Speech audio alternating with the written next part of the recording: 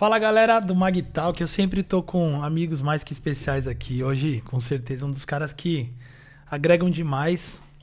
O cara que é mestre. Ele vai falar que não. É, carregado de humildade.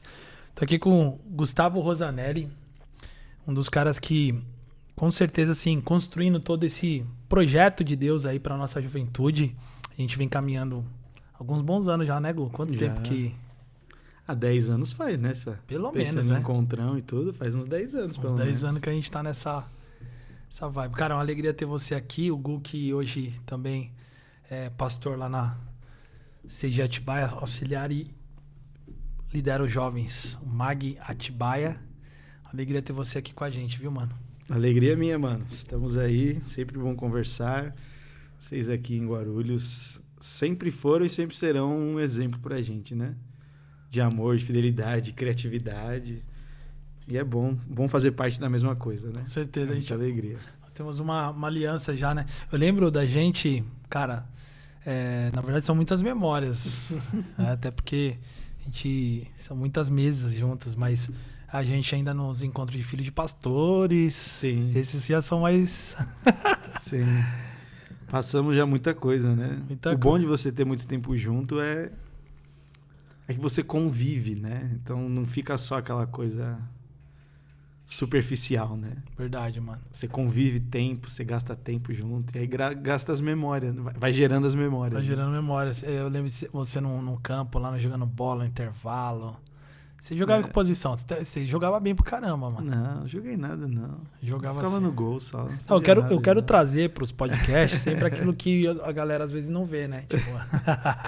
Não, mas eu joguei bola há muito tempo já. Isso aí, você é mais velho do que eu, né? Você devia ver uma criança correndo, né? De Alguma maneira coisa alguma. assim, né? Mas também não tô tão velho. Vai revelar tudo aqui já, né? Ô Gu, mas... Cara, uma coisa muito legal, assim, né? A gente ter essa alegria de poder crescer, né? Dentro de um lar, assim, sendo inspirado, né? Discipulado pelos nossos pais. A gente sabe que hoje a gente vem falando com uma geração, né? Tem trabalhado muito sobre essas questões, os pilares, os fundamentos, resgatando tantos valores. Como foi pra você, cara, assim, crescer, né? Dentro do seu lar, vendo seus pais, assim, como que eles influenciaram você nesse sentido e como despertou a sua experiência, assim, com Jesus, né? Porque Deus não tem neto, né? Só tem filho. Como é que foi? Em que momento aconteceu isso na sua vida? Desde que eu me lembro, minha memória sempre foi de meu pai trabalhando na igreja, né? Meu pai trabalhou por muito tempo na área médica, manutenção de equipamentos e tudo, depois ele foi pro chamado pastoral, e a memória que eu tenho é do meu pai trabalhando na igreja, né? Uhum. Então, quando abriu lá o colégio da comunidade e tudo, então desde sempre eu estudei em escola cristã, a igreja sempre foi um ambiente muito presente para mim, né? Sim. De reunião de líderes, de jogar bola de terça-feira na reunião de líderes. Uhum. Enquanto os meus pais estavam no Falei que a bola no tava aí. salão ali jogando, a gente dava um jeito de entrar na quadra lá da sede, jogar tudo. E Isso ainda em São Paulo, isso né? em São Paulo, né? Quando a gente estava em São Paulo, Uhum. né? Morando aqui, meu pai pastoreando uma rede de células aqui, né? Na comunidade de sede, antes da gente ir para Atibaia. Então, a maior parte dos meus amigos crescia aqui e tudo. E eu comecei... A minha conversão, que eu creio que foi realmente a minha experiência com Cristo, foi... Eu estava servindo no ministério... Eu servia no Ministério de Som da mesmo? sede. Você já passou sim, por essa... Sim, passei. Na área técnica eu já passei por tudo, praticamente. né? Né? Porque o Gu é passado. Não, mas eu passei por tudo. Lá na sede, Junião, né? Operando lá. Mas foi tipo assim o seu primeiro... despertamento, assim, servir ministério? Foi. Eu tava no... Na verdade, eu fazia parte do Ministério de Adolescentes, né? Uhum. E lá, como adolescente, eu já queria servir. Tô ligado. Então, na época com o Davi Brandolis e tudo, que era o nosso líder lá, eu fiz parte da equipe, então a gente fazia teatro, a gente organizava coisa. Eu era o adolescente que tava na equipe dos líderes, né? Então eu sempre fui meio cara de pau nessas coisas, né? Uhum. E na igreja... Eu me conectei muito com o pessoal do som ali, tudo. Nem filmava culto ainda. Nem tinha câmera de vídeo, nada assim. A igreja nem gravava. Nossa, né? Então, e não faz muito tempo, eu não sou tão velho assim, né? Eu tenho 32, né? Então não sou tão velho Uma assim. carinha de 25. 25, gordo, né? Mas aí O que foi interessante é que eu lembro até hoje, eu tava fazendo o retorno, quando a mesa de retorno era embaixo da galeria ali. Uhum. O Julinho tava fazendo PA.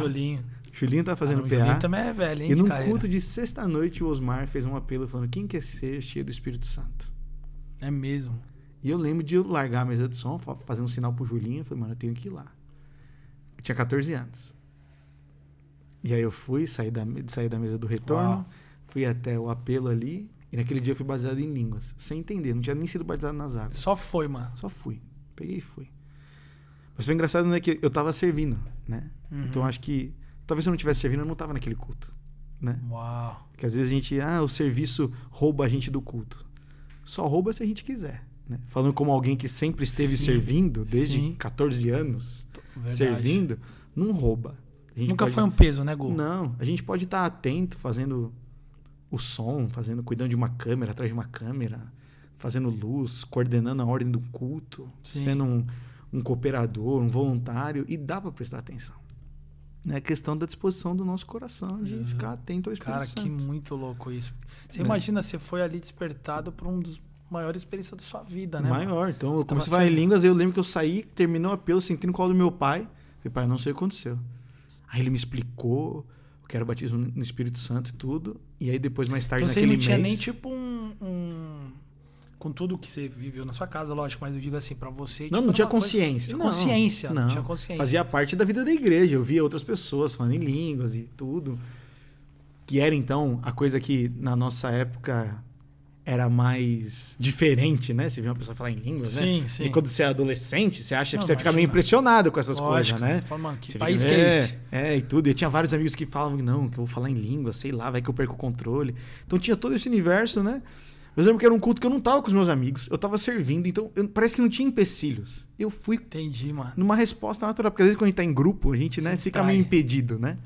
São muitas distrações, assim. Ou receio, né? Vergonha, do que vão pensar de mim, do que pode acontecer comigo. Então ali foi uma parada muito pessoal, tudo. E naquele mês, algumas semanas depois, eu me batizei nas águas e tudo. E esse eu acredito que foi realmente a minha conversão, né? E depois eu lembro de acampadentros que teve na igreja. Tenho memórias do MCM. Uau, nossa. Vixe, é coisa velha, gente, coisa velha. Então, tem gente que vai lembrar disso aqui. Lembro de músicas. Lembro de músicas que a gente cantava que eram muito preciosas, que foram muito preciosas na minha conversão e tudo. Então, mesmo tendo na igreja todo esse tempo, eu creio que foi com esses 14 anos. Essa memória, né, que veio da consciência, veio aos 14 anos com essa experiência poderosa, né? Cara? Porque foi aí que começou. Despertou algo no meu coração, né? A gente não tinha células de adolescentes naquela época, eram grupos familiares, né? Então não tinha célula de adolescente, né? Não tinha células organizadas. Mas eu lembro que eu dava um jeito de fazer célula na casa de alguns amigos. Havia uma sede. Nasceu um negócio no coração de querer fazer essas coisas, né? Sim. E a gente ia, compartilhava, tudo mais. Então a gente começou a servir ministerialmente nisso. Servi nos ministérios de adolescentes por um bom tempo. E então a gente foi desafiado para ir para Atibaia. Mas foi engraçado que nesse meu processo... Eu acredito que eu tive um segundo nível de maturidade nessa conversão. Foi quando eu entrei na faculdade. Porque aí dos meus 14, quando eu entrei aos meus 15, 17 anos, eu tive uma fase muito dark na minha vida de pecado. Entendi. Muito, muito dark. Assim, mesmo tendo tido essa experiência... É interessante isso, porque muita gente pode pensar assim, né, cara? Teve uma experiência profunda com o Espírito Santo e nada mais acontece na sua vida. né? Tipo, tem uma mentalidade que eu acho que, inclusive, isso tá gerando muita acusação em muitas pessoas, assim, nesse sentido, né? Como é que foi essa... Então, quando eu comecei, que eu tive um vídeo de pornografia, assim, pesado na minha cabeça, de eu não conseguir ter amizades com meninas, porque minha mente estava intoxicada, sabe assim? Tudo virava um motivo de... Exato, e eu passei muito tempo nisso. Muitos anos nisso. E aí, então, quando eu entro na faculdade, eu sou exposto a um ambiente diferente, onde... Eu lembro que numa das primeiras aulas que os professores fizeram pra gente se apresentar, tudo na aula de filosofia, a maneira como eu me apresentei foi sendo um cristão. Não sei até hoje por que raios eu falei isso. Mas eu me apresentei como um cristão. Já chegou dando já logo a... É como se fosse a minha... identidade. Minha biografia, entendeu? Sou crente. Entendi. E aí, nisso, com as pessoas sabendo que eu era cristão, eu fui... As pessoas conversavam, questionavam. Então, na sala tinha ateus, tinham espíritas. Tudo que tinha ligado à religião voltava... Começou a virar pauta, começou a virar assunto ali. E aí eu tinha um amigo especial, muita gente boa, que ele não sabe, mas ele foi um grande elemento de Deus para eu me aprofundar. Porque ele vinha e me questionava coisa da Bíblia, e falava coisa, e atacava as coisas. E ele não acreditava, ele vinha para poder... Ele era um ateuzão, e ele vinha para mim, você é louco, e não sei o quê. E tal. E como que era a sua postura, assim? Que isso me fez... No primeiro momento foi de revolta, né? Porque eu queria discutir com o cara e argumentar. Mas eu percebi quão raso eu era. Uau. Então eu entro na faculdade nessa fase dark da minha vida. Entendi. Quando eu sou confrontado e eu vejo que, eu não sou um crente de verdade. Eu sou um crente meia boca. Eu não sei argumentar contra um cara desse. Entendi. Aí eu caio de cabeça em ler. Eu nunca gostei de ler. Sempre foi difícil pra mim ler. Eu ia te perguntar isso, Gu, porque você é um exemplo, inclusive, né? Você traz muita coisa sempre, assim, nova, diferente, inspira a gente nesse sentido. Então foi ali. Foi quando eu entrei na faculdade que eu comecei a falar, eu preciso ter profundidade na minha fé. Ou é ou não é. Então nisso eu comecei a ler. Então comecei a ler muito livro histórico, sempre gostei muito de história, então... E o cara citava muito o Antigo Testamento, né? Porque, é onde tem as fases mais conturbadas de histórias, né? Porque a Bíblia é uma narrativa. Sim. E a Bíblia não tá lá para proteger os seus personagens. Ela tá para revelar quem eles são. Exatamente. Né? Esse é o propósito da Bíblia. Por isso que ela é escrita, a maior parte, em narrativa. Né? E nesse modus... o cara julgava, né? Ele usava argumentos para julgar. Então, por que Deus destruiu aquele povo? Sim, principalmente por que tudo que... teve aquele abuso de Itamar? Ele vinha com essas histórias cabulosas, né? Para tentar trazer e mostrar como Deus era injusto e tudo. Isso fez eu buscar profundidade de entender o porquê que as coisas aconteceram e qual era a permissão de Deus e o agir de Deus mediante aquilo. Cara, que maluco. Então isso me trouxe uma paixão muito grande pela palavra, pela história, por entender. E aí, então... Fiz faculdade de cinema, né? Faço os 4 anos da faculdade. Você já tinha decidido cinema? A igreja de alguma forma influenciou isso? Não foi uma coisa sua mesmo? Não, assim, foi uma coisa minha. Tá. Porque aí dos 14 até eu entrar na faculdade, eu continuei servindo da igreja. Sim, né? sim. E lá na sede, na época, não tinha ministério de vídeo, nada. Então eu com mais uma galera que me ensinou muito, a gente comprou câmera, a gente começou a ensinar, a gravar. Aí era uma coisa sua particular. Isso, aí eu comecei a gostar de vídeo. Comecei a editar. Meu pai, com 15 anos... precisava fazer um vídeo uma vez de uma animação de um livro do Max Lucado, me deu um software de edição e eu comecei a editar vídeo. Nossa. Então foi isso que começou, mas eu sempre desenvolvi para a igreja. Mas eu sempre quis fazer a faculdade voltada para a política, né? Então eu me inscrevi para fazer Relações Internacionais, Instituto Rio Branco. Matrícula mesmo, pronta. Ia começar em 2 meses. Você queria construir uma carreira diplomática. Diplomática. Não política no sentido de... Sempre gostei de política, mas não queria me envolver com política. Entendi. Queria pensar em diplomacia, em acordos, em pontes, em conexões. Né? Sim. Sempre pensei nisso. E aí, então, um dia eu estou orando, depois de ter feito a matrícula e tudo mais, estou orando no meu quarto e tenho a direção clara do Espírito Santo. Faça faculdade de cinema. Uau. E aí eu chego no meu pai e falo, pai, então, estava orando e Deus falou que eu tenho que fazer faculdade de cinema. Ele falou, tá bom, filho. Perdemos o depósito de lá. Fui para uma faculdade muito mais cara, que eu não tinha condição de pagar, nem meu pai. Entrei numa faculdade, financiei a faculdade por 8 anos. Caramba. Fiz a faculdade, depois paguei por mais 4 anos. Mas eu creio que eu obedeci a Deus naquele momento. Sim. Né? E aí, você vê, né? O cara que estava lá na minha sala, que me ajudou a ter esse desenvolvimento... Só que é muito do que eu tenho hoje. Tinha já um propósito, né?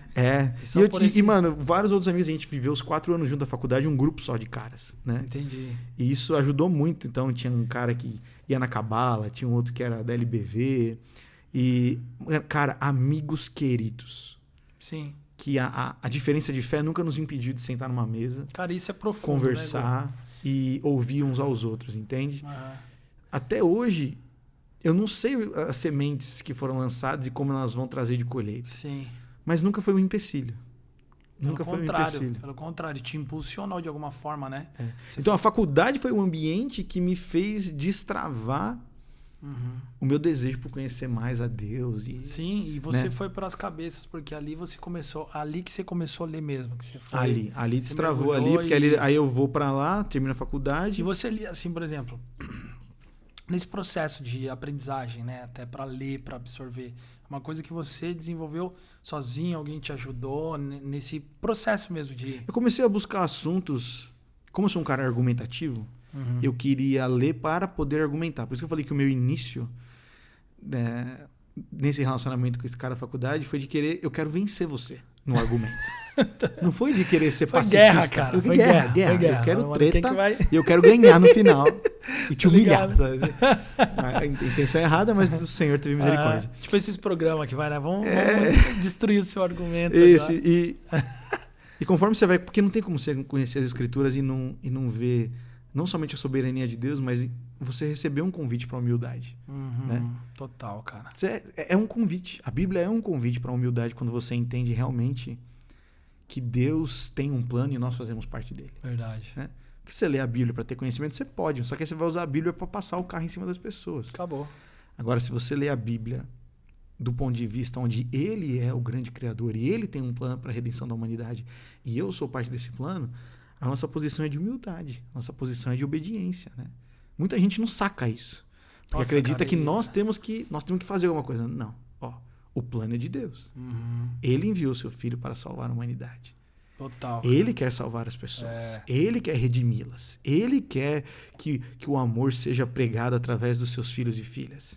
O plano é dele. Eu sou parte. A partir do momento que eu começo... Se eu não entendo isso, eu começo a usar Deus para os meus planos. E aí ele se adapta. Uau, aí ele vira a favor da minha pauta. Ele se adapta à minha pauta. Né, muito tênue. É uma linha muito tênue, né? Muito tênue. Porque é exatamente a intenção do coração. Porque se a minha intenção é usar Deus para os meus argumentos, ele se torna um objeto de manipulação. Então aí eu posso usar o Novo Testamento e o Antigo Testamento para justificar a minha posição pessoal. Exatamente. Mas aí não é o meu coração regenerado, aí não é o meu coração que nasceu de novo, aí não sou eu submisso a Deus. Não é Jesus falando, eu só vim fazer aqui a vontade do meu Pai. Né? Aí a gente manipula. Então... Isso é uma coisa que está muito constante nos nossos dias, nessa área. Eu ia falar isso agora. Cara, na verdade, acho que isso cresceu ainda mais com essa era digital. Pessoas justificando a Bíblia para fazer um monte de coisa terrível, né, cara? Isso é a falta do conhecimento básico, não somente nos atributos de Deus, que é uma coisa que a Maíra, minha esposa, ama estudar, os atributos de Deus, mas é pela falta do conhecimento de que Deus tem um plano. Né? Não só de quem Deus é, mas sabe, de quem porque senão, assim, a gente pode resumir Deus quer ter um relacionamento com você. Isso é verdade. Sim. Mas não é a totalidade do evangelho. É isso aí. Verdade. Porque senão Deus ele vira a minha babá emocional. Exato. Ele vem para resolver os meus problemas. Terapeuta, né? Exato. Ali para ouvir, para não te... Isso. Não é isso. Ele tem coisas boas, ele é um bom pai. Todas essas coisas verdadeiras. Sim. Só que resumir Deus a isso exatamente. É um erro, porque aí a gente tira a soberania e a autoridade que ele tem. Porque a autoridade, quando você vê uma pessoa de autoridade, a sua resposta é a submissão. Total. Você fala, eu não quero errar, então eu preciso ouvir. Exato. Então, quando você entende que é Deus que tem um plano de redimir a humanidade, que Deus quer ter uma família com muitos filhos semelhantes a Jesus, ele sabe o que é bom, né? Ele tem o plano. E aí eu não vou fazer, eu pergunto, Senhor, onde é neste momento da humanidade, nesse ano que eu vivo, neste lugar que eu vivo, nessa faculdade que eu curso, nesse casamento, meu filho, nesse ministério, como que eu faço parte daquilo que o Senhor está fazendo? Uau, maravilhoso. Isso é totalmente diferente. Total. Porque requer uma dependência. E isso evita, é bom também, sabe? Porque evita a gente tentar se comparar. Acabou, a gente não precisa. Porque eu não quero ser você, você não quer ser eu. Porque aí, no final das contas, nós... O plano é dele. O plano é dele. O plano é dele. E eu sou parte do corpo, que o cabeça é Cristo. E aí você puxa ou um milhão de versículos. Ou eu entrei no plano dele, ou eu tô fazendo o meu e tentando fazer o meu melhor que o dele e eu vou me ferrar. E aí o meu melhor... O meu melhor nunca vai ser tão bom quanto o plano que ele tem. Exatamente. E se no meu melhor eu quiser muito que dê certo, eu começo a manipular. Total. Eu começo a manipular. Sim. O Samuca faz um podcast tão legal. Cara, nossa, não sei o que. Então, quer dizer, eu vou pegar. É uma boa ideia, mas eu vou imitar ele. Aí eu começo a imitar. Hoje nem acontece isso, né? Não, imagina. Aí eu fico preocupado de fazer igual. Aí eu não tenho a visualização, que é um problema da nossa geração. O like, a visualização. E aí, então, eu questiono o que eu tô fazendo. Mas aquilo era aquilo que Deus pediu para eu fazer? Só que pra gente descobrir o que Deus quer que a gente faça, demanda um tempo. Não é da noite pro dia. Exatamente. Porque a gente quer muita velocidade. Muito, a gente quer muita a velocidade. geração Deus tem do que fast dizer food. amanhã o que eu tenho que fazer. É o fast food, é o drive, é tudo, né? Tudo muito rápido, Muito. tudo pronto, cara. Poxa, quantos anos? Paulo fica 3 anos lá quando Paulo se converte em Damasco, né? O relato diz, os comentaristas, que ele ficou 3 anos naquela igreja. Nossa. 3 anos. Que o texto de Atos fala que ele ficou alguns dias, mas quando você vai ver a timeline, diz que ele ficou 3 anos. Antes de voltar para Jerusalém, e então ter todo aquele encontro, né? Sim, que Barnabé sim. defende ele e tudo mais. 3 anos. Quantos anos Davi esperou debaixo do governo Pelo de amor Saul? de Deus. E outro, muita gente quer ter a sabedoria de Paulo, mas ninguém quer o sofrimento dele, né? Que é uma outra pauta que desapareceu. Quer chegar na coroa de Davi, mas não quer passar no processo. Não quer cuidar de ovelha lá. Então... Cara, é muito louco Essa isso. rapidez muito profundo isso. Essa rapidez não faz bem. Não faz bem. Pro propósito que nós somos chamados, que é edificar o corpo de Cristo e obedecer a Deus. Sim. A rapidez só faz bem pra gente mesmo. Total, mano. Né? Até meio egoísta, né? Não, Você parar pra isso pensar. é muito louco. Você falou uma coisa... Cara, na verdade, isso é muito profundo. Porque essa coisa de você entrar no plano de Deus te dá um alívio, cara. É uma coisa muito inteligente isso, né? Deus é maravilhoso, né? E é muito louco porque, como você falou, nos livra do campo da comparação, dessa busca desenfreada por uma aprovação que a gente tem, né, dentro de nós, né, Nego? Porque a gente, eu creio muito, Sá, que Deus criou as pessoas com um propósito, né? Eu gosto de usar a expressão do manual do fabricante, né? Se a gente quer saber para que a gente usa o celular, ou como é que a gente usa o celular, você vê o manual do fabricante. É isso aí. Né? Tem muita gente que não usa tudo que uma câmera oferece, que um carro oferece, porque nunca leu o manual do fabricante. Exatamente. O nosso manual só pode ser revelado por Deus que nos criou. E essa criação, esse processo de conhecer a nós mesmos em Deus, revela muito do nosso propósito. E esse é um elo meio perdido, né? Que a gente ficou a gente é muito fazedor de coisa, né? A gente entra numa dinâmica de fazer. Igual eu falei pra você, eu comecei a servir com 14 anos na igreja, e eu não sou contra o serviço. Mas o serviço sem o propósito, ele pode transformar em algo que em algum tempo vai trazer um esgotamento. Uau. E aí quando ele bate? Quando ele bate, ou é a depressão, ou é o abandono, Exatamente. ou a gente começa a se tornar fariseu, culpar os outros que não fazem igual a gente. É isso aí. Ou os outros estão errados, né? A igreja que está Exato, errada. não, porque eu preciso. Aí você quer, não, eu preciso agora aprender mais. Porque aí. Então é sempre em janelas que aí a real intenção do nosso coração é provada, ela é testada. Total, cara. Tá, mas você faz por quê? Não chamei eu, você? Sim. Então. Eu lembro até que a gente trocou uma ideia um tempo atrás sobre essa questão do quem eu sou, né? E o que Deus fala quem eu sou, né? Que foi até uma dinâmica. Eu cheguei até a aplicar aqui também. Vira e mexe, às vezes eu resgato isso. Você lembra? Mais ou menos Acho que eu não lembro, não. Não, mas que era um desenho de ouvir a Deus. Porque tem tudo sim, isso aí, né? Que você falou. Falando do manual sim, do fabricante, porque as pessoas, as primeiras perguntas que elas respondem quem elas são função. É isso que é a pegada, né? Exato. É isso que você está falando. Exato. Porque a identidade das pessoas hoje tá no fazer, né? Então é só você ler a bio de Instagram, a release de alguém, é sempre o que eu faço. Ou é sempre a minha convicção maior, né? E até algumas pessoas colocam um horóscopo, né? Então falando em redes sociais, né? Por que a pessoa colocaria um horóscopo na sua bio?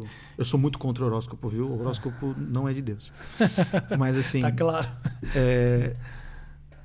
Por que eu tenho que colocar um horóscopo, né? Por que eu tenho que colocar o que eu faço? Porque na confusão de quem eu sou, eu preciso que alguém diga o que eu sou. No lugar da gente enfrentar a nossa confusão, você psicólogo com certeza vai saber muito mais do que eu. No lugar da gente enfrentar a nossa confusão por medo, talvez, de encontrar coisas difíceis, a gente prefere que alguém diga. Então o horóscopo é bom. Por quê? Porque ele já fala o que vai acontecer comigo, ou o que pode acontecer. Tá dito, né? Tá dito, tipo tá escrito assim, nas estrelas. Entende? Então, se eu sou, né, sei lá, se eu li um livro, se alguma coisa, isso projeta em mim. Total, cara. E deveria ser o inverso. Deveria ser a nossa convicção, por sermos filhos e filhas, deveria projetar sobre as coisas que nós consumimos, cara, olha o que é um filtro e o que não é. Entende? Porque nós somos sal da terra e luz do mundo, quando a Bíblia fala, né, que tudo é lícito, mas nem tudo me convém. Não quer dizer, ele está falando, você pode ter acesso à cultura e à sociedade que você está imerso. Só que se você tem a sua identidade firmada, você consegue olhar e falar, Isso não é pra mim. Cara, isso é muito louco, Gu. Você tá sapeando um vídeo na total. Netflix, e aí você ouve uma voz do Espírito Santo falando, não assiste isso aí não, essa série não é pra você. E você fala, tá bom. Isso é muito Mas louco. essa é a convicção interna, Convicção. que é fruto de uma identidade testificada num relacionamento com Deus. Uhum. Que você pode dizer e falar, não, isso aqui não... Legal, mas não é. Não é, né? Não é pra mim. Não é E pra uma mim. coisa que as pessoas mais procuram, assim, que eu vejo, consulta, até no aconselhamento pastoral, elas querem uma resposta. Uhum. Elas querem que você diz o que é certo, né? Direção é natural, até entendo. Mas é o que você falou, cara, é uma coisa muito louca. O mundo virou uma caixinha de pergunta em Instagram, onde tem que ter ali coachings, pastores, um monte de gente respondendo o que pode e o que não pode, justamente por falta de... E falta aquele princípio que é o meditar, né? A meditação, que foi muito atrelada para nós brasileiros, para nós cristãos brasileiros, como algo do Oriente, né? De budismo e outras coisas, na verdade é um mandamento bíblico. Quando Davi fala, né? Medito na tua lei de dia e de noite. Meditar, um dia eu vi essa exemplificação de um pastor, né? Esse exemplo de pastor eu nunca esqueci. E meditar é como se fosse um animal que rumina, né? Um animal ruminante, né? Uma vaca, por exemplo, né? Ela come a comida e vai para um espaço dentro dela que fica ali guardado, depois volta. E ele mastiga de novo. Então é como se ele ficasse ruminando aquilo, né? Uau. Eu lembro do pastor falando isso, ele falou assim, quando você é exposto à palavra, você lê a Bíblia e você não deixa ela não cair dentro do seu coração, você não medita nela, quando vem outro pensamento, né? Porque a Bíblia fala que o diabo está ao nosso derredor, né? Sim. E uma das ferramentas do diabo é ficar lançando pensamentos falsos. Ou seja, ele não está dentro da gente. A estratégia principal ele não está dele, dentro. né? O diabo não habita dentro de mim. Sim. Mas ele está ao meu derredor, lançando setas inflamadas e mentiras. Porque se eu acreditar numa delas, eu dei autoridade. E aí, se eu dou autoridade, ela se torna uma verdade na minha vida. Esse pastor ele fala assim, como é que a gente combate isso? A palavra dentro de mim meditando. Uau. Se eu medito na palavra, quando vem isso, o que eu regurgito? O que volta? Sim, sim. A palavra que eu estou meditando. E ela vai exatamente ser cirúrgica para aquele pensamento. Ela é confronta. Profundo, cara. Então, assim, às vezes tem muita gente que tem pensamentos que não são deles e que fala, nossa, mas esse pensamento veio do nada, né? Às vezes a gente vai aconselhar isso é muito comum. alguém e fala, não, mano, mas eu tava assim, mas aí me veio um pensamento de depressão, mas aí me veio um pensamento de pornografia. De morte, de mas aí um veio um monte de pensamento de coisa, morte. louco. Então, por quê? Porque dentro tem... É um vazio, é um abismo, né? A Bíblia fala que um abismo chama abismo, né? Exato. Mas é um abismo. O meditar na palavra preenche esse abismo. Exatamente. Porque aí você fica pensando, o que esse texto queria dizer? E aí você lê de novo. E aí você lê de novo. Então você pega um texto de manhã, você lê o texto de manhã. Aí chega na hora do almoço, você lê de novo. Aí você chega à noite, você lê de novo. A sua cabeça está ocupada com aquilo. Muito louco. Maravilhoso. Está ocupado. E quando está ocupado... é como uma alimentação mesmo. É uma alimentação. É uma refeição, cara. Então você fica... profundo. Por isso que é legal a figura de ruminar, porque você fica... Exato. E não parte já pro... Nossa, mas o que isso quer dizer? O que isso quer se aplicar na minha Sim. vida? Porque a gente já quer a prática. Sim. O que eu tenho... Deitar-me me levará a pastos verdejantes, né? Cadê o pasto? Onde está o lugar? Né? Você vai ativar o botão. Onde está o lugar? Vai... Eu preciso saber porque eu preciso entrar no descanso. Então, o que é o lugar de descanso? Essa é uma pergunta muito mais profunda. Muito. Qual é o lugar de descanso que eu preciso ser levado? Porque se é um lugar de descanso, quer dizer que hoje você está ansioso. Total. Se você precisa de descanso, você está lugar. cansado, você está precisando. Aí uma outra pergunta que você poderia fazer nessa reflexão é, por exemplo, eu estou ansioso com a parte das minhas finanças. Eu estou ansioso com a minha parte de relacionamentos. Eu estou ansioso com mais pós-trabalho. Então, como é que o Senhor vai me levar ao descanso nessa área? Uau. Aí você meio que... É como se você ajustasse a antena para ouvir melhor sobre a parte ansiosa. Porque, mano, esse é o versículo mais conhecido da Bíblia, né? Vai me guiar por passo... está comigo no vale da sombra e da morte, vai teu cajado me consolam, me conduz às águas tranquilas, sim, né? sim. Então você tem tudo aquilo, e você acha lindo, e você fala, nossa, Senhor, vai ser incrível. Mas tem tanto... Quando você para meditar, quanta coisa você consegue tirar? Cara, você fica com um fonte inesgotável. É fonte inesgotável. E essa fonte inesgotável é tão poderosa, cara, que você falou. As pessoas querem ir para uma resposta. Porque assim, qual que seria o lugar de descanso na minha cabeça é que aquela situação financeira seja resolvida. Isso, é a resolução. Resolução desse problema. Mas assim, a paz que excede o entendimento... Ou excesso de trabalho. Mas tô trabalhando, mas não sinto prazer nisso. Porque, não, então preciso de férias. Isso. Porque a gente quer ver a resposta logo para agir em direção a ela. Só que a paz que excede o entendimento, como aquela música do Drops, né? A paz é uma promessa, né? É a presença de Jesus. É o Jesus no barco. Exato, cara. Então você pode desfrutar de uma paz mesmo sem ter a solução.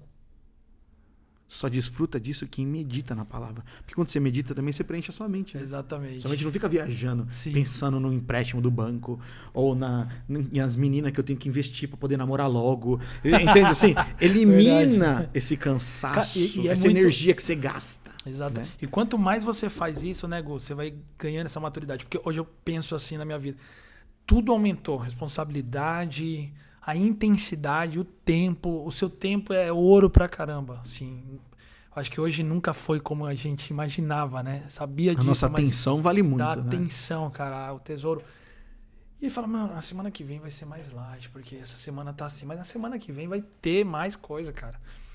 Aí quando você entrar nessa... Eu tô viajando aqui.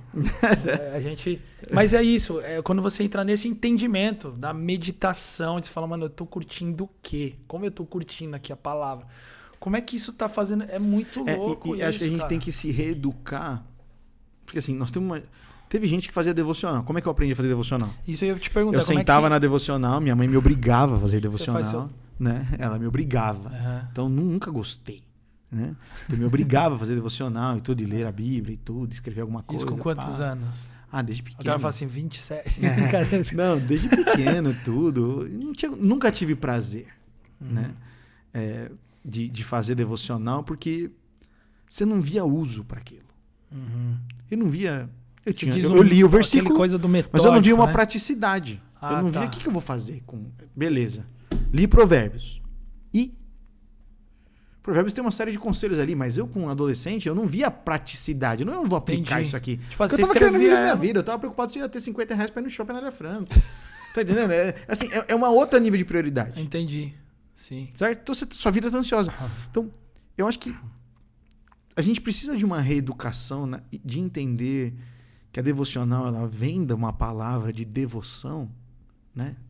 Que tem mais foco no conhecimento de Deus, da pessoa de Deus, do que no conteúdo em si por si só. Entende? Eu aprendi a ter, ao longo dos tempos, eu não sou contra pão diário ou livros devocionais, não sou contra. Mas eu aprendi que a devocional tem mais o meu tempo de devoção. Eu fui um cara que, quando eu descobri, então, a prática devocional como sendo necessária para minha vida, eu lia muito. Então eu lia a Bíblia, eu lia comentário, eu lia livro, mas meu tempo de oração? Zero. O mínimo possível. Era assim na sua... Mínimo. Senhor, que isso aqui faça sentido para mim, abençoe meu pai, minha mãe, minha família, em nome de Jesus, amém. Acho que eu estava orando por uma refeição. Hoje, mais maduro, eu gasto mais tempo orando e lendo algo, ou buscando algo, ouvindo uma música mediante direção do Senhor. Entendi. Do que necessariamente ir pelo caminho do estudo, da leitura. Tô ligado. Eu separo a minha vida assim. A devocional... Gustavo, qual é o seu tempo devocional? Eu oro e adoro. Eu tento não ler. Porque a minha mente é muito analítica. Se eu começo a sentar e ler, eu quero escrever, eu quero trazer um outro livro.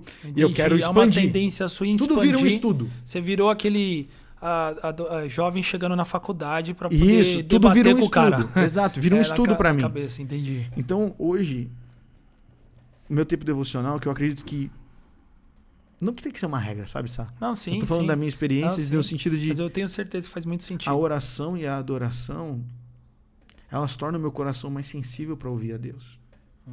Né? A Bíblia não faz isso? A Bíblia faz. Mas eu não quero ler a Bíblia pela Bíblia. Eu quero ser conduzido, porque o escritor da Bíblia está falando comigo. Então, ele pode fazer eu ler um texto que eu nunca imaginei.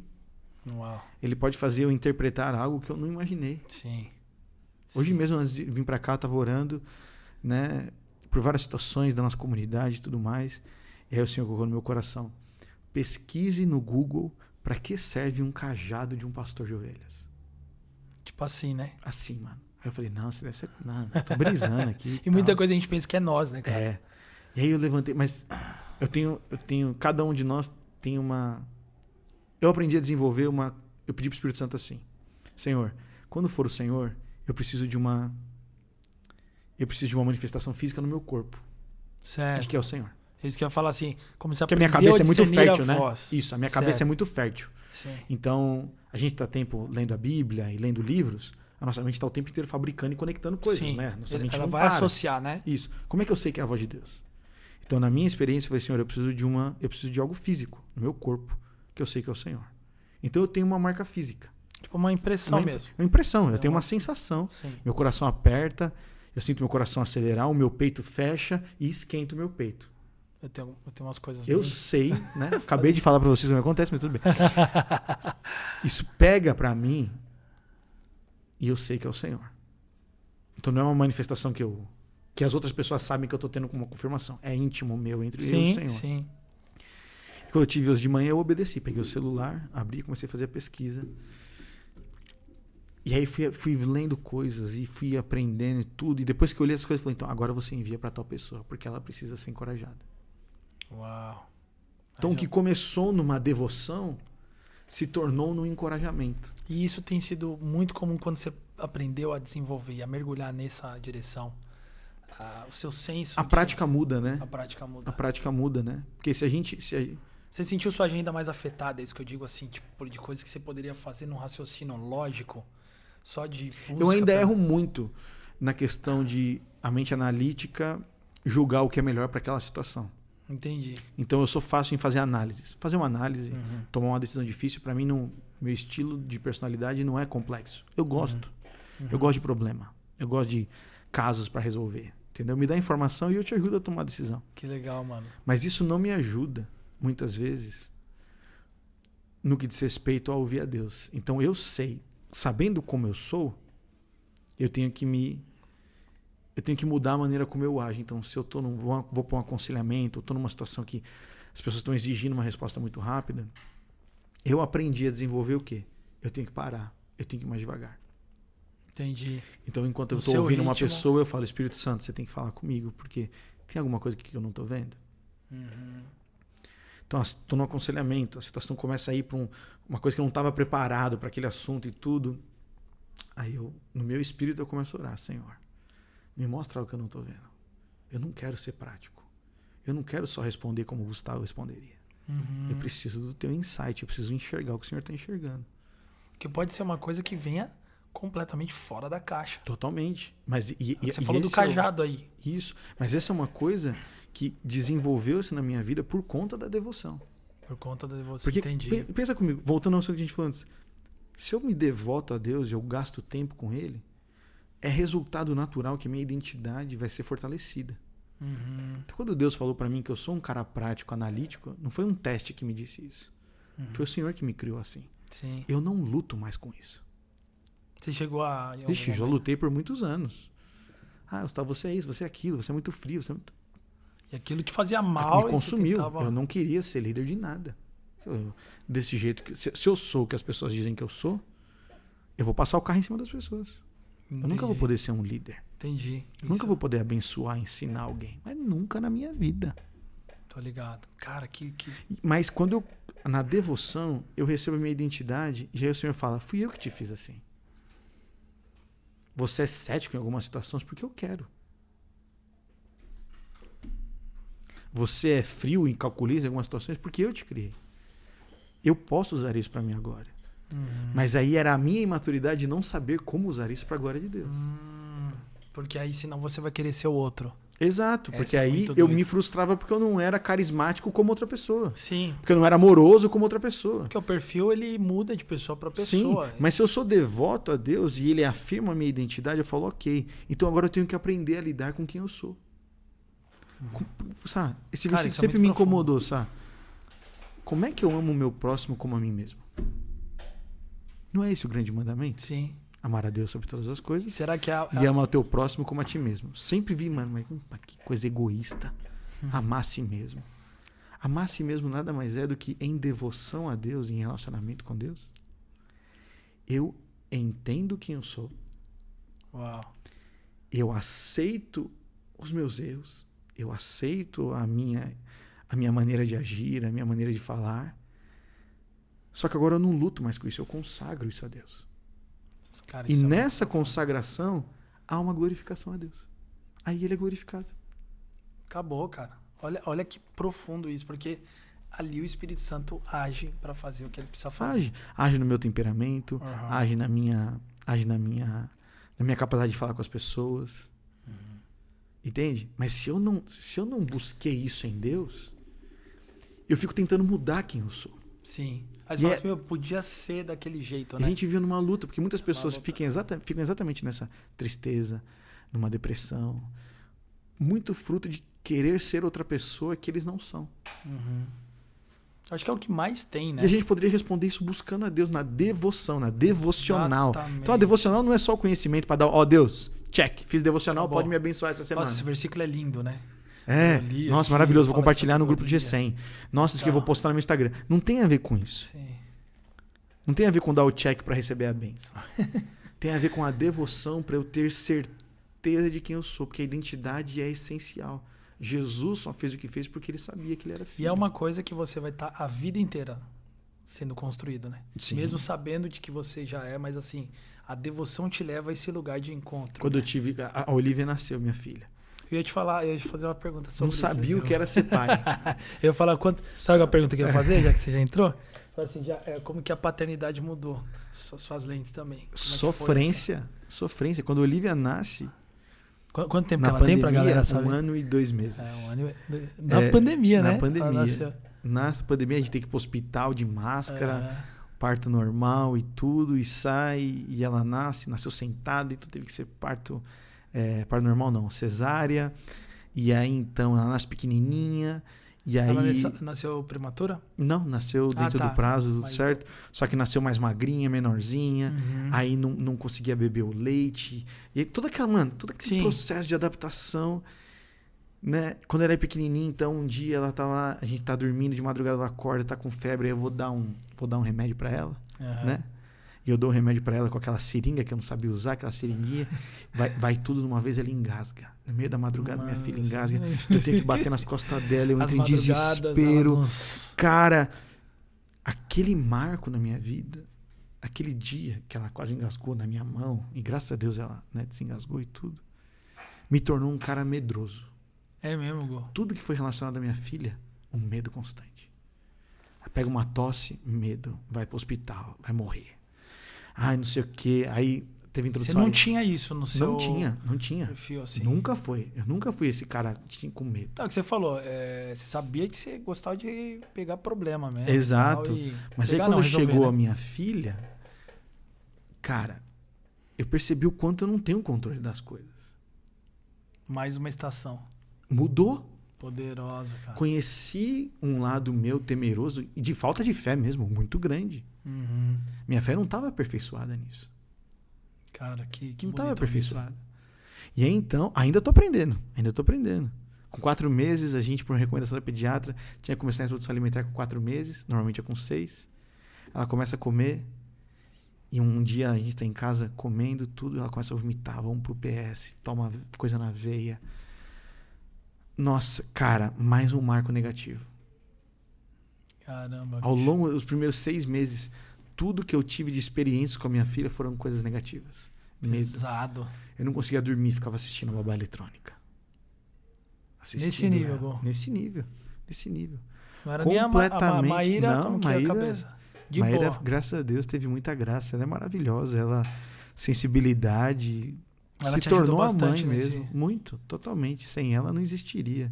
Não estaria aqui hoje. Uau, Maíra, ouça isso. É. Nossa, agora... E nesse processo, descobri a minha falta de fé absurda. Uau. Então, conversei com meu pai, falei, pai, eu tenho muito medo de acontecer uma coisa com minha filha. Eu não tenho medo dela morrer, mas eu tenho medo de eu não poder fazer algo por ela. Entendi. Tipo assim, Não posso ajudar, não uma posso... vulnerabilidade, uma fragilidade. Total. E aí meu pai falou, então, você crê... Nunca vou esquecer, meu pai falou assim, você crê que Deus Pega ama essa chave mais aí. a sua filha? Você crê que Deus ama mais a sua filha do que você? Eu falei, pai, eu sei, mas eu não creio. Uau. Se a gente não é real Isso com aí, os cara. nossos sentimentos, a gente convive com fake, a gente convive com lados falsos nossos. Você carrega essa coisa com você pro resto da vida. Pro resto da vida. Podia levar pra um E aí você discipulado e pensa ser que liberto, né? você pensa que isso é a sua identidade. Você pensa que tem gente que... E eu pensava, nossa, tem mulheres que não conseguem engravidar. Tem pais que sofrem coisas muito piores com seus filhos. Então eu ter esse medo não é nem pouco comparado ao dos outros. Não, Deus não quer que eu tenha medo. Deus não quer que eu viva escravo do medo. Então eu tive uma jornada ao longo desse tempo que a minha filha existe. Sim. De aprender a confiar em Deus com fé de uma maneira que antes eu não tinha experimentado. Caramba, que eu tenho que top. confiar que o Senhor cuida da saúde da minha filha. Fora a pandemia também, que... Fora a pandemia. Só deu Fora aquela, pandemia. né? Então você estava vivendo essa chave em transição com um momento que o mundo estava vivendo, atravessando Exato. esse... E aí eu percebi como eu confiava na minha capacidade. Na minha capacidade de ter um plano de saúde, na minha capacidade de poder levar num hospital, na minha capacidade de assistir a TVzinha para ver se ela estava respirando à noite. E aí o que virou a chave na minha cabeça foi: ou eu confio em Deus, ou eu vou ser escravo do medo. Uau. Ou eu vou decidir confiar em Deus. E o que fortaleceu a minha fé para eu confiar em Deus é eu lembrar que a minha filha pertence ao Senhor. De que ela é a herança do Senhor. Eu sou somente mordomo da minha filha. Ela pertence ao Senhor. Aí aquilo... Então isso cresce em mim até hoje. Sim, Eu creio que vai crescer sim. durante toda a minha vida. Sim. Até eu partir. Vai crescer, porque Cara, minha mas filha que vai tomar chave, decisões e tudo. Mas não foi fácil. A paternidade te mudou muito, então. Me mudou. Nesse sentido. Revelou coisas no meu coração que eu nem Revelou. sabia que existia. E me fez entender que... Acho que fez eu entender mais a paternidade de Deus em si.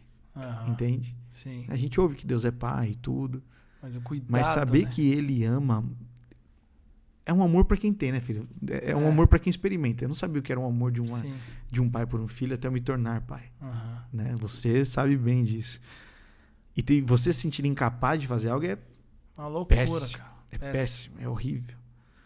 Só que então quando a gente começa a confiar, há um destravar. E eu não sou o cara que... Eu não dominei essa arte. Não, mas foi cara, algo que eu achei... aprendi que eu tenho que recorrer a ela, entende? Eu peguei Covid recentemente. Mas com certeza ela é uma base hoje pra você viver. Sim, eu peguei Covid recentemente e ela pegou também. Foi recente? E aí ela tá com Covid, minha filha, 1 ano com Covid, a sua mente vai ao delírio. Nossa. Não tomou vacina, eu tô vacinado e ela não. E, cara, foram 3 noites sem dormir e tudo. Eu falei, bom, Senhor, é verdade, eu preciso me lembrar. Eu fiquei desesperado alguns dias. Eu falei, bom, Senhor, eu tenho que me lembrar aquilo que me traz esperança. Aí eu tenho que obedecer a palavra. É isso aí. Senhor, ela é tua filha. É um exercício, né? É um exercício. É um exercício, mas isso nasceu na devoção. Exato. Nos 3 dias, pergunta se eu fiz alguma coisa. Nem orar, eu orava. Se eu orava, era Senhor, tem misericórdia, pelo amor de Deus, cura logo. Que a gente cura no desespero, a Malu né? ficou 3 noites com febre de 39, 40, eu ligando os amigos médicos e tal. Aqui, que eu faço, põe aqui na banheira, que eu faço, põe água morna no meio da pandemia. Foi também, tava com Covid, certamente ela pegou, né? Foi lá em início de 2020. Tá uma loucura, né? A cabeça nossa... Não para, a gente quer proteger de tudo, mas se você lembra da aliança, se você lembra do relacionamento, né? Que nos momentos de pressão é mais fácil a gente abrir mão da devoção. Porque a devoção requer intencionalidade, né? Conhecer a Deus requer intencionalidade. Entender a nossa identidade requer intencionalidade e requer tempo. Exato. Eu ainda estou conhecendo a minha identidade em Cristo. Então eu sei que eu sou filho, eu sei que eu sou santo, que Ele me santificou na cruz e tudo, justificou. Então essa parte que nós temos acesso, né? Mas a vida disso, a prática desta vida, é somente no relacionamento. Porque é muito fácil a gente esquecer. Total, né? cara. Muito fácil a gente esquecer. Não, e isso é muito louco porque o que você falou, né? Esse processo de se conhecer é você também enfrentar os seus medos, né? E você saber que é muito fácil as pessoas poderem correr disso. Por que às vezes as pessoas não oram? Principalmente quando elas estão em momento de fragilidade. Que acham que Deus vai condená-las, ao invés de ela ir para quem vai de fato amá-las, perdoá-las, constrangê-las num amor, mas mostrando a direção, né, Gu? E é por isso que assim, a nossa educação, quando a gente pensa até mesmo a educação, quando a gente no Comuna Kids, né, essas coisas, às vezes a gente pode correr risco de ensinar um Deus distante. Às vezes a gente pode correr risco de, até mesmo que você não chegou na igreja criança, você chegou na igreja jovem, a tendência é a gente construir a imagem de um Deus distante. De um Deus que está com a sua agenda e às vezes ele atende. Agora, quando você entende de Deus como Pai e a sua onipresença faz com que ele esteja em todo lugar e a sua onisciência faça com que ele conheça a realidade do nosso coração e dos nossos medos e sentimentos, isso muda a nossa interação com ele, deve mudar. Então, é menos sobre... E aí eu volto para o conhecimento da Bíblia. É menos sobre a gente... Eu gosto de ler livros de outras pessoas, mas é menos sobre ler isso e mais ler sobre esse caráter de Deus. Exatamente. Né? Se puderem, estudem os atributos de Deus, gente. Comprem livros, a W. Tozer, tem a Jane Wilkin também. Dá umas dicas aí. Jane Wilkin e a W. Tozer sobre os atributos de Deus. São livros maravilhosos. Fica a dica aí. Que você pode conhecer. Porque Deus, ele eu sempre gostei disso quando a gente estuda teologia. Deus, ele é 100% bom, 100% amoroso, mas ele também é 100% justo. Mas ele também é 100% soberano. Deus não é mais um e menos outro. Ele é tudo ao mesmo tempo. Exato. Essa compreensão... A gente fala do Deus demora. amor aqui na nossa esfera, no Ocidente, Oriente, você vê Deus Santo, né? Sim. Que vem dessa compreensão, inclusive da revelação progressiva dele do Antigo Testamento, como santo, né? E hoje ele é tudo isso, né? Assim, cada geração vai perdendo um pouco de uma revelação de Deus, né? Como uma geração que veio antes da gente, talvez, foi muito bombardeada com uma santidade moral, né? Então, teve uma busca de santidade moral muito grande. Então, se você fizesse qualquer coisa que não fosse pela lei estabelecida pela sua denominação ou igreja ou tudo mais, você era condenado, você era colocado de banco no ministério, tinha toda aquela prática que excluía as pessoas da comunhão. Isso refletia na educação da sociedade, inclusive, né? Você via dentro das próprias escolas como que era um tipo Mas isso vem desde também da igreja católica, onde você vai olhar a Idade Média, você tinha a excomunhão, né? Excomunhão. Você tirava uma pessoa da comunhão por causa de uma prática. Ela ditou também esse tipo de modelo que vinha na educação. Ela moldou a nossa cultura ocidental muito, né? Nós nos tornamos uma cultura mais de punição do que numa cultura de encorajamento. Exatamente. Né? E a igreja importou isso. De uma maneira sutil, ela acabou importando isso. Isso não quer dizer que nós somos contra a correção ou a admoestação. Isso é uma coisa. O Senhor corrige aqueles que o ama, diz a palavra. Então, há correção, há admoestação. A vara tem o seu lugar, né? Tem, mas o que não existe é a cultura da punição. Porque o que é uma cultura da punição? Se eu erro, eu não posso dizer que eu errei, porque senão eu vou ser punido. Se eu sou punido, eu perco o que eu tenho. Se eu perco o que eu tenho, eu perco quem eu sou, a minha identidade. Então você vê que é uma cascata muito grande. Reflete sempre no quem eu sou lá. Exato. Então, como essa cultura de punição, às vezes, ela é muito presente em igrejas e tudo mais, a gente começa a ter medo de se abrir, a gente começa a ter medo de falar, a gente tem medo de ir até Deus e ser confrontado com quem nós somos. Porque a primeira coisa que as pessoas falam, eu errei, o que elas fazem? Abandona a igreja. Se afasta de Deus primeiro, né? Em vez de chegar no lugar que elas vão ser ouvidas. Na verdade disso, isso é só uma sustentação de uma vida egoísta, né? Uma sustentação de uma vida solitária, busca os seus próprios interesses, como diz a palavra, né? Então, às vezes a gente perde a falta do nosso conhecimento do caráter de Deus, de quem Ele é, na sua plenitude, na sua inteireza, faz com que a gente torne o Deus um Deus de punição, faz com que a gente torne o Deus um Deus parcial, faz com que a gente torne a graça algo que só atinge algumas áreas da nossa vida e não outras. Ou só que alguns atingem, né? Só alguns atingem, como se fosse uma coisa exclusiva aos hipersantos. E esse não é o caráter de Deus. Tô louco isso. Esse não é o caráter de Deus. Então você vê que a nossa cultura influencia. Então a gente tem que olhar para o nosso coração e eliminar essa religiosidade mesmo que existe. As crenças disfuncionais. Que faz com que a gente sustente compromissos, comportamentos, reações que não refletem o reino de Deus. Isso vai afetar outra geração, isso vai afetar outras pessoas. Então, por isso eu estava falando no começo que foi isso, né? A gente precisa voltar a conhecer o caráter de Deus na plenitude dele, porque aí a gente consegue lidar com todas as facetas de Deus. Porque o Espírito Santo que habita em nós, ele revela o Pai. Exatamente. E nessa revelação há a nossa compreensão. É verdade que há a incompreensibilidade. Sim, nem total. tudo nós vamos compreender da vontade de Deus e do seu caráter. Porém, isso não vai trazer ansiedade pra gente. Né? Nós vamos desfrutar, sabendo de que o que ele se revelou a nós é o bastante para nós continuarmos. Acabou. Né? Fala assim, eu tenho um Deus que é santo, mas ele é meu pai. Né?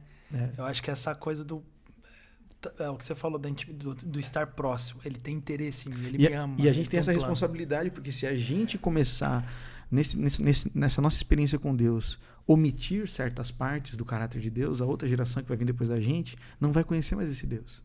Então uma geração que foi abusada, como a gente falou, de santidade, do moralismo, que a santidade é uma perfeição moral, fez com que a geração que a gente tem hoje, o Luciano Subirá fala isso, quando você vai falar, se você fizer uma série aqui no Mag de Santidade, a igreja esvazia. Por quê? Porque acho que é um padrão inalcançável. Você fala da santidade, você fala assim, vai vir só os arcebispos. É um padrão inalcançável. A pessoa se sente pesada por ouvir sobre santidade. Mas a santidade é algo que foi dado a nós por causa do sacrifício de Jesus. Já é como Deus nos vê. A questão é que nós precisamos viver com ela. E nesse processo, a gente vai precisar abrir mão, a gente vai precisar se arrepender dos nossos pecados, a gente vai precisar mudar a nossa prática, as nossas prioridades. Exatamente. E aí, então, poxa, por que eu preciso ser santo? Porque aquele que não for santo, ele não vê a Deus, diz a palavra. Então aí eu tenho uma motivação extra. Eu não vou ser santo para ser moralmente perfeito. Sim. Eu vou ser santo para ver a Deus. Você não pensa só em reputação, né? Eu tô dando um exemplo. Se a gente resgata isso, de que Deus é santo, cara, e nós somos santos, a próxima geração vai ter sede por ser santa. Ela não vai ter medo. É isso aí. Ela não vai ter medo de ser santa. Exato. Agora, se a gente fica só... E isso tem a ver com você trabalhar o ensino, que é o ensino mesmo de transmitir, né? Isso. A gente fez até lembrei agora, encontrou um transmitir, né? O transmitir e com a vida, né? Porque você vai ver na sua vida como é possível você ser uma pessoa simples, né? Uma pessoa que não é inalcançável, não é uma pessoa que não erra, não é uma pessoa que tem um estilo de liderança punitiva, né? Onde o pecado não pode ser falado. E isso também transmite algo, né? As nossas convicções em Deus vão moldar e influenciar as convicções para uma outra geração. Exatamente, cara. Se eu, Gustavo, por conta do nascimento da minha filha, entender que Deus é um Deus que pode toda hora tirar minha filha de mim e eu ficar com medo dessas coisas, eu posso gerar uma geração que eu cuido que não vai querer ter filhos. Uhum. Você pode falar, pô, Gustavo, você está forçando a barra. Sim, não tô. Mas pode ser. E ao mesmo tempo que você está podendo aqui abrir o teu coração, falando também daquilo que você, das suas dependências. Exato. Agora, de Deus, né? se eu pego isso e eu entendo que isso não é a vontade de Deus, e eu busco em Deus pedindo para que o Senhor transforme meu coração e aumente a minha fé, porque nós temos aquele homem na Bíblia, não vou lembrar agora a referência, que ele fala, Senhor, então aumenta a minha fé. Ensina-me a crer. Eu preciso ser ensinado a crer, porque eu não sei crer da maneira correta. Sim. Ensina-me a crer. Essa tem sido a minha oração. Então, Senhor, eu não tenho fé para isso. Ensina-me a crer. Uma medida de fé, às vezes, está bem baixa. Então, aí eu posso, compartilhando esse meu problema, minha dificuldade, eu posso moldar uma geração que vai falar assim, pô, o Gustavo enfrentou uma situação, mas ele crê que o Senhor protegeu. E está aqui a Olivia como testemunho. Uau. O Senhor protegeu. São seus frutos. Então, assim, as nossas convicções que nascem da devoção, nascem do relacionamento íntimo com Deus, vão moldar as convicções de outra geração. Isso não é porque a gente é líder, é porque a gente é discípulo. Acabou, cara. Porque, né, se discipulado é imitar a Cristo, né? Paulo fala, Sim. né? Eu gosto muito desse texto, sabe? Porque quando Paulo fala, né? Sede, pois, meus imitadores, como eu sou de Cristo. Paulo não andou com Jesus. A gente esquece às vezes disso. Achou que ele como é que Paulo pode 12, né? Como é que Paulo pode dizer imitem-me como eu imito a Cristo se ele nunca andou com Jesus? Paulo tinha uma convicção e ele estava disposto a pagar um preço por uma outra geração. É isso aí. Que, cara, foi isso que nos trouxe o evangelho. Exatamente. Ele é meio assim, eu não conhecia Cristo, mas ele habita em mim. E eu estou disposto a pagar e a sofrer como que ele sofreu, para que vocês não precisem nem conhecer a ele, mas em mim vocês vão ver ele. Imagina se a gente fosse uma geração de discípulos que faz assim, então, conheçam a mim e vocês vão ver Jesus. Eu vou sofrer, eu vou pagar o preço, eu vou ser santo, eu vou andar com o Pai. E aí a gente foca em Jesus. E aí a gente começa a viver uma vida de Jesus, literalmente como discípulos de Jesus. Imagina o que vem na outra geração. Meu Deus do céu, cara. Porque não é o seu caráter. Não é? É o caráter de Cristo. É o caráter de Nosso Cristo. caráter é completamente como a Bíblia fala, é o trapo da imundícia, né? Nós buscamos por uma justiça que não existe sem Cristo. E por isso que o paradigma do discipulado não é tanto na replicação e na ordem. Faça isso, não faça aquilo, como você falou, né? Muitas pessoas buscam conselho, muitas vezes no discipulado, para buscar ordens para a vida. Não. O discipulado... É uma caixinha de pergunta. Quando Jesus falou para nós sermos discípulos, o mandamento de Mateus 28 é ensinando-os a obedecer a tudo que vos tem ordenado. Então, para eu ser discípulo, eu tenho que obedecer. Para eu fazer discípulos, eu tenho que ensinar os outros a obedecer o que eu obedeço. Acabou. Você tem autoridade? Você faz? Aí por isso que Paulo pode falar, imitem a mim. É isso aí, mano. Imagina uma geração que pode dizer, imitem a mim, porque eu tenho seguido a Cristo. Isso é poderoso demais. Cara. Isso não é orgulho, isso não é arrogância. Orgulho, não. Isso é dizer, eu escolhi esta vida de seguir a Jesus. Sim. Eu escolhi essa vida no Espírito. É só quem chegou num nível de tanta consciência de quem é Cristo, para ele, para falar, cara, não tem nada melhor. E volta pro propósito, sabe? Volta pro Porque nós estamos fazendo o quê? Eu fui salvo para quê? É isso aí. Para que a gente foi salvo? Para uma missão. A salvação desemboca numa missão. E a missão é ir de fazer discípulos. Os dons, a cura, é maravilhoso. E tudo isso é para a edificação da igreja. É um processo. E a edificação da igreja é uma igreja de discípulos. Verdade. Então, no meio dos discípulos, você tem salmos, hinos, cânticos espirituais. E quando você vai evangelizando, Jesus falou, eu envio vocês de 2 em 2 para curar enfermos, expulsar demônios. Mas o propósito final é o discípulo, é a comunidade dos discípulos, onde eles são curados, são santos, são saudáveis. E isso é maravilhoso, porque aí isso se replica. Total, e aí, então, o mundo conhecerá que Deus enviou Jesus Cristo, que é a oração de Jesus em João 17. Deus do céu. Quando você mais cresceu, Gu, você viu assim, principalmente na sua liderança, ou na sua convicção, nem liderança, convicção, foi mais por uma questão de liderança ou quando você teve essa consciência? Eu por tempos na minha vida, eu estudei a Bíblia para pregar. Porque era uma responsabilidade. E eu não tenho problema nenhum de assumir, porque hoje eu tenho consciência de que eu fiz por causa de uma função que eu tinha. Até pelo seu perfil analítico, você falava assim... Eu aprendi... Eu estava aprendendo, mas eu não tinha o prazer da presença. Entendi. A chave mudou na minha cabeça quando eu entendi que a presença de Deus ela é muito mais valiosa do que a função que eu exerço, do que a posição que eu ocupo, do que se eu tenho um título ou não. A presença de Deus é mais importante.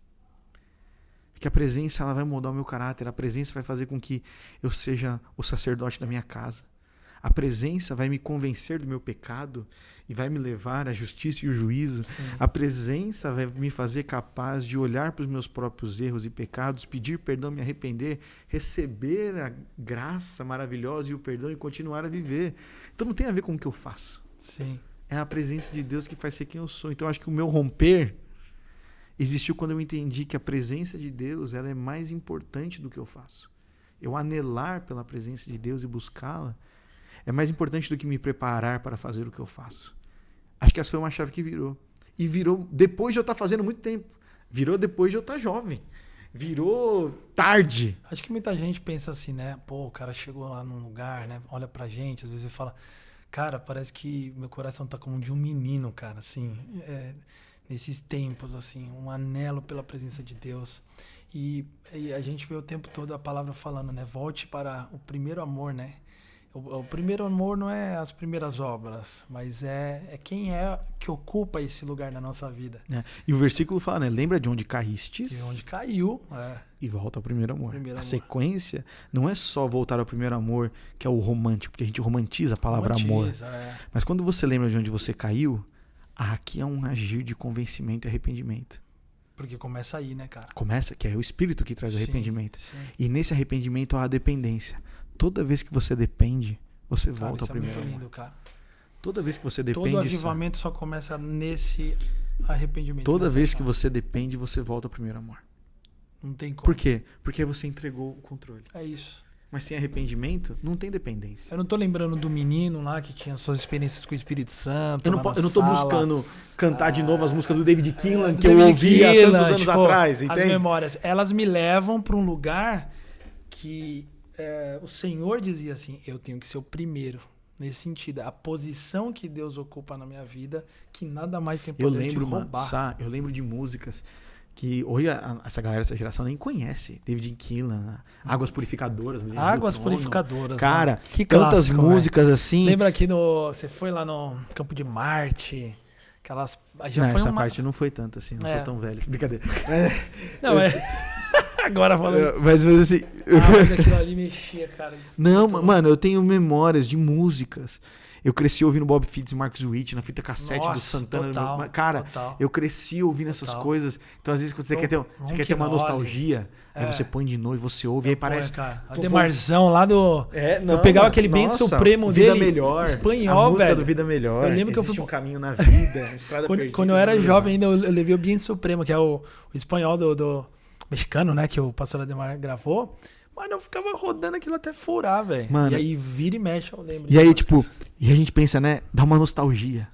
Nossa, tô voltando ao primeiro amor. Cara, tô sentindo tudo aquilo que eu senti uma vez. Mas não é essa a medida. Não é a medida. A medida do primeiro amor é lembrar onde caiu para arrepender onde nós deixamos a dependência. É isso aí. Então, eu acho que eu já voltei várias vezes na minha vida ao primeiro amor. Sim. E onde Deus perdeu o seu lugar, né? E é onde eu tenho que voltar pra dependência. Total. E onde eu tenho que voltar pra dependência. Então não é a nostalgia da música. Não é a música que me leva ao primeiro amor. Não é as obras, né? Não. Não é o ambiente. É a convicção de que eu preciso reconhecer. Eu caí, eu errei.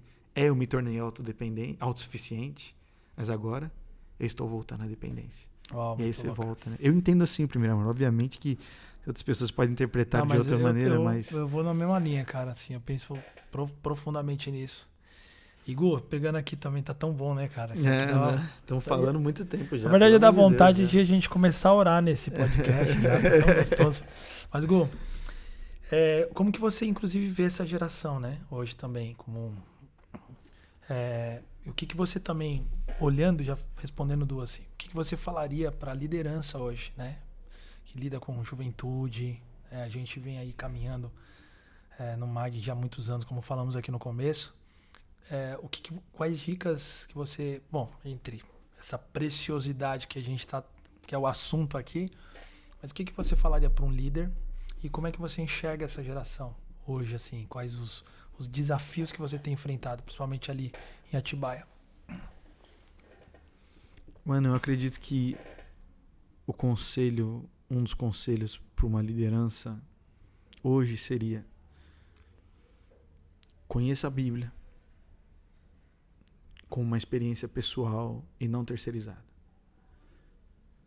Não sobreviva de ministrações externas. Tenha a sua experiência com a palavra. Você não precisa ser uma máquina de decorar referência. Mas você precisa ter familiaridade com a carta do seu pai para você, né? Porque o futuro vai ser de menos pessoas lendo a Bíblia e de mais pessoas voltadas para os relacionamentos. Se nós formos como as cartas vivas, a Bíblia que as pessoas vão ler vão ser a gente. Então, se a gente se dispôs a ser líder e a servir, a gente tem que ser bom e dominar a Bíblia.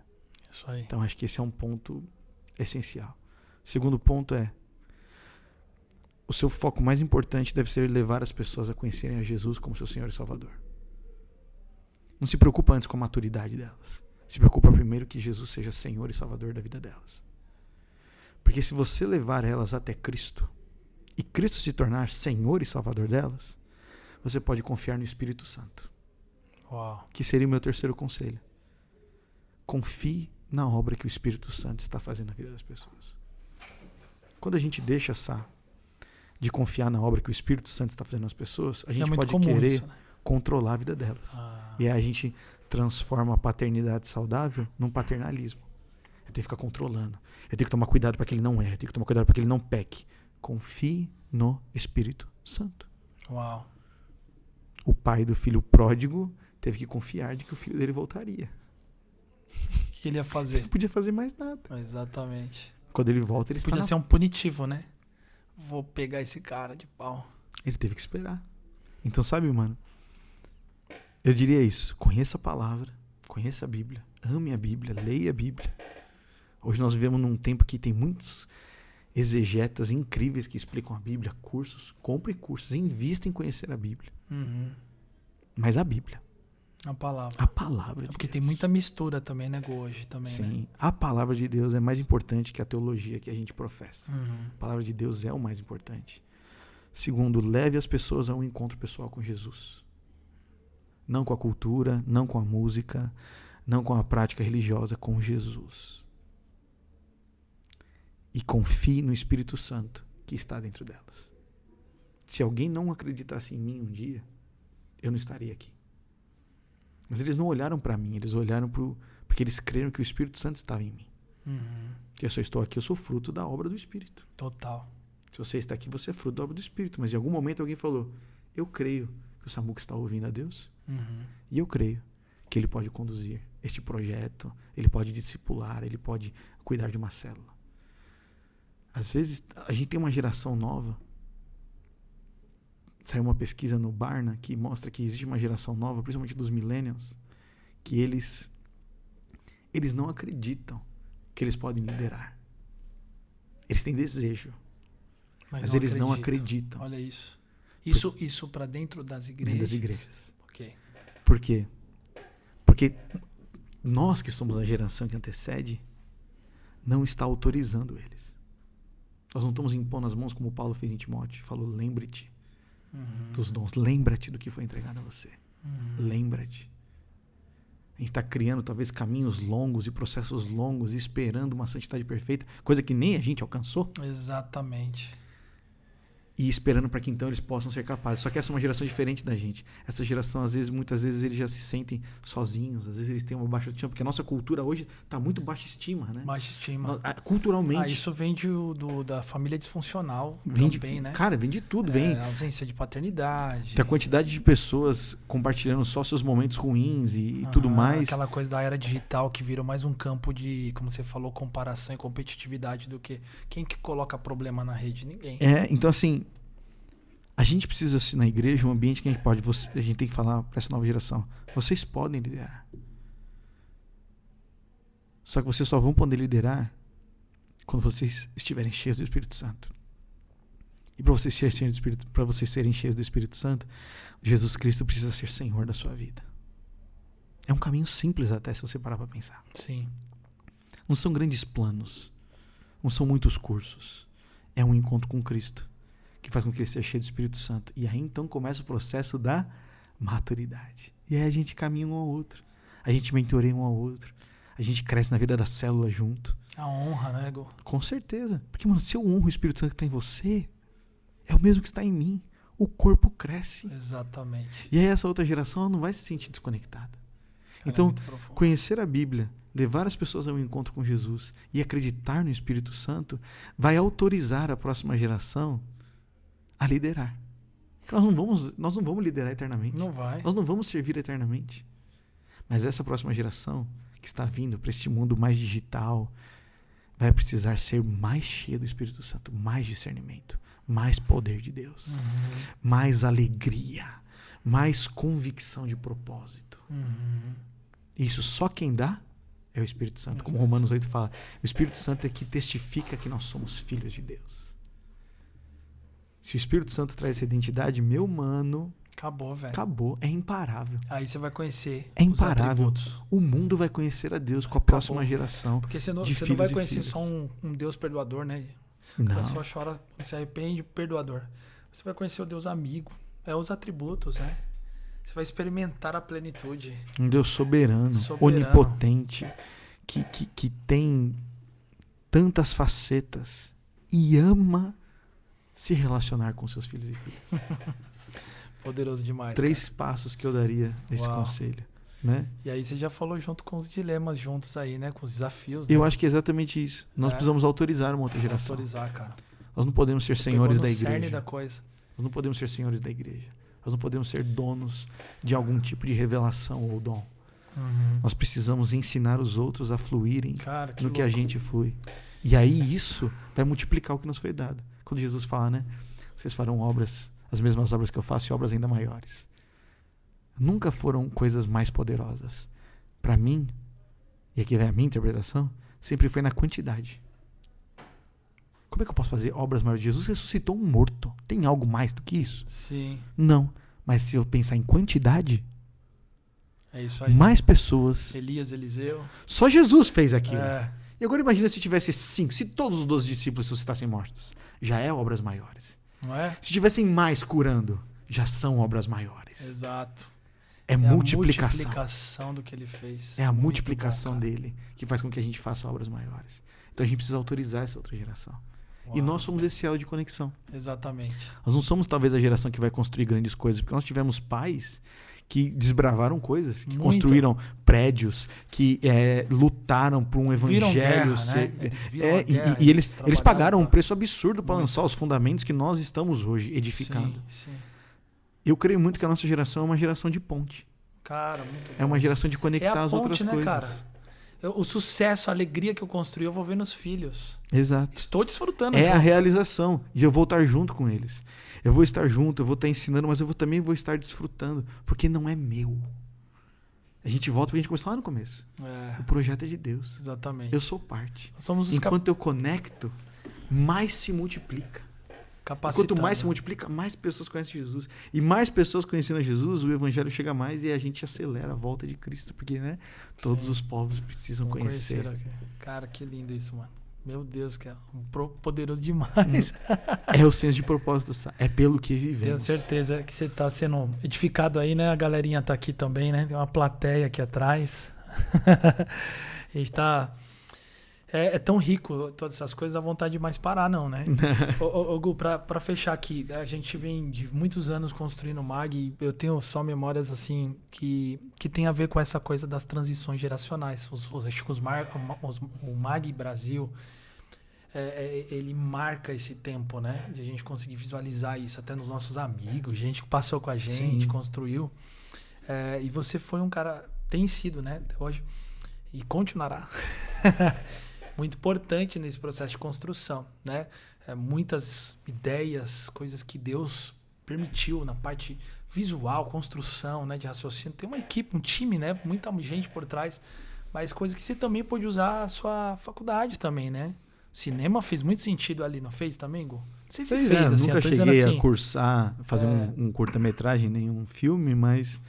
Eu acredito que foi um conhecimento para essa geração que a gente vive hoje, né? Sim, quando eu fiz faculdade, o streaming não era o que é hoje, né? Exato, não então, tinha a mesma... a gente nunca pode duvidar das direções de Deus, porque também Deus ele é capaz de ver o futuro, né? Exato. Então, se o Senhor disser algo para você da faculdade e tudo, creia, obedeça e saiba que o tempo oportuno chegará. Não, e só os mags, os encontrões que marcou, né? A transição. O que é que você podia destacar, assim? Eu sei que é difícil falar o que mais, mas algo que virou a chave dos mags que nós vivemos, assim, se você pudesse destacar pelo menos uma ou duas coisas aí que te marcaram. Eu acho que principalmente nos encontrões, que é quando a gente conseguia reunir todo mundo junto, né, lá no Distanciar Vida a Vida, tudo, o momento de renovação da aliança sempre foi um marco, eu acho, nos encontrões que a gente teve, né? Para mim, igreja local e para pessoas que eu vi ali na hora, era um momento praticamente de dizer, eu estou junto com você. A gente às vezes subestima a aliança nessa, porque é como se, né, pessoas se separam, divórcios e tudo. Mas quando a gente faz uma aliança onde Deus é o terceiro elo, né, o cordão de 3 dobras que não se rompe facilmente, algo é liberado no céu. Uma graça e uma coisa diferente. Eu acho que o encontrão me marcou porque ele tinha essa marca de unidade e de aliança que sempre foi muito precioso. A gente, como líder de jovens, voltava de lá com uma galera unida, uma galera apaixonada, uma galera que cria no que eles receberam lá. Show. Então acho que essa era uma das marcas que mais me impactou no encontrão, de poder renovar a aliança. O Nando sempre encerrava com Sim, uma renovação de aliança. essa Sempre. profundidade.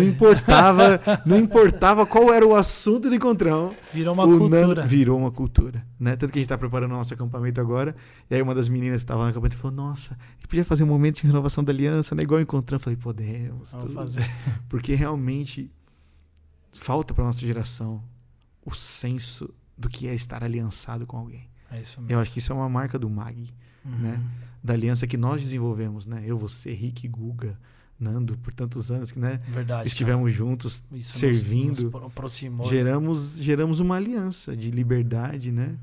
E eu acho que isso é uma das coisas que me marcou muito. E outras coisas também no encontrão é a capacidade de agregar outras pessoas de outros ministérios de uma maneira tão saudável, sabe? Eu lembro dos convidados, né? Porque tem muita gente que constrói evento em cima de convidado, né? Exato. E a gente nunca quis fazer Nunca isso. foi na nossa cabeça. Nunca. O encontrão hoje é o maior, né? Hoje é o que mais faz. Encontrão, eu gosto muito do que o Vini faz com o pessoal do F-Hope lá, que eles nunca anunciam os convidados da F-Hope, da One Thing, né? Da conferência deles. O SDA hoje tem essa marca, né? O pessoal começou a construir a unidade. Por que é legal? Porque assim, eu estou para buscar o Senhor, não para ouvir uma pessoa. Então eu acho que essa capacidade de unir, também de ouvir pessoas de várias... Nós já levamos o Davi Lago, o Paulinho, né? Muita Na gente, verdade, né, cara? o Borracha, ou a gente levou o Davi Lago, Marcos Almeida, levamos a Marina Silva uma vez. Lembra da Marina Silva? Sim, Foi. Mano, a Maria Livre, Juliano Som. Cara, a gente levou tanta gente que, assim, de backgrounds diferentes, mas todos eles viam na comunidade, no Nando, né, no Ministério de Jovens, uma edificação do reino de Deus. Exato, agregavam. Então acho que essa é uma coisa também que marcou, essa unidade de sempre saberem de que a gente estava edificando o reino, porque o reino de Deus é construído com amigos, né? E os amigos vão sempre fazer parte. Exatamente. Temos muitos amigos ao longo disso, né? Muito, cara. Então, são duas coisas que sempre me marcaram Sim. de encontrão. A capacidade de agregar, a capacidade de trazer pessoas diferentes de nós, Verdade. mas que sempre trouxeram uma edificação para o corpo. Acho que essa é a beleza. Acho que é uma das coisas mais poderosas que tem na comunidade mesmo. Sempre foi poder agregar pessoas diferentes de nós para que a gente aprendesse e continuasse a crescer em maturidade. E esse network todo, a construção, relacionamentos que se construíram, muita coisa, né? Muitos desdobramentos são... Memórias maravilhosas e que continuarão, né, Gu? Cara, que papo maravilhoso, tenho certeza que tá agregando muito, muito. Você tem que pegar essas chaves poderosas que estão sendo liberadas aqui. Cara, obrigado demais por tudo que você... Pelo seu tempo, por tudo. Vai voltar aí numa próxima, né, Gu? Quiser mandar um salve aí pra galera. Bom. Valeu, gente. Deus abençoe muito vocês. Lembre-se sempre de que... Se quiser falar aqui, ó. Essa aqui é melhor. Nessa aqui. Lembre-se sempre, né, de ter um espaço de mesa como esse aqui, com pessoas que você ama e pode aprender. Esses tempos são melhores do que qualquer tempo de entretenimento que você possa ter. Busque ter um tempo de mesa com quem você ama, com a sua célula, com os seus pastores. Busque isso, porque isso vale muito. Isso vai agregar para sempre na sua vida. Valeu, galera. Até Tamo mais. junto. Obrigado, Gu. Tamo junto. Mais uma Mag Talk. Pode? Então deixa eu só falar uma coisa. Você não cortou, não, né? Eu ia falar assim, nossa, esqueci uma coisa. Esqueci. Gu, fala das suas redes, importante, né? Eu sempre esqueço essa parte. Minhas redes é tudo Grosanelli. Grosanelli, @Grosanelli. Tá tudo lá. Saneli. Grosanelli, então, pra curtir lá, seguir. E você precisa curtir também esse podcast aqui, compartilhar bastante também e se inscrever no nosso canal. Isso aí. Valeu, galera. Tamo junto.